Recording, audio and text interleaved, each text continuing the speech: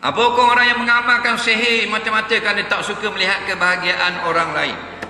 Sihir hukumnya haram. Sekalipun kita nak balas sihir orang dengan sihir, haram juga. Belajar sihir tak mau buat ke orang, haram. Buat ke orang, dosa besar. Yakin dengan sihir seperti kita yakin dengan sifat ketuhanan Allah, kafir. Nah, sihir, dia pandai sihir. Boleh sihir orang jadi sakit, boleh sihir orang jadi berpisah. Contoh kita nak pergi tengok dia berobat.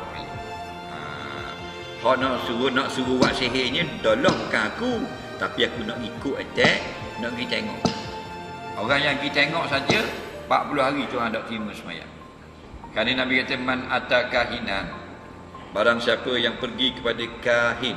Kahin ni dua makna. Satu, tukang yang orang yang melakukan sihir.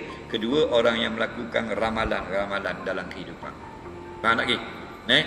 Lam tuqbal salatuhu arba'ina yauma, tidak akan diterima semayangnya lepas tu 40 hari. Dia tak percaya, nak pergi tengok. Nak pergi tengok suasana je. 40 hari tak terima semayang. Okey? Wa in saddaqahu, dan jika dia mengatakan sihir itu benar, faqad kafara bima unzila ala Muhammad, dia sudah kafir dengan Quran yang turun atas Nabi Muhammad sallallahu alaihi wasallam. Jadi sekurang-kurang orang yang mengamalkan sihir ini neraka jahanam. Dan dia, orang yang dia nyanyikan dalam sihir itu akan dibalas pada akhirat nanti. Muflih akhirat.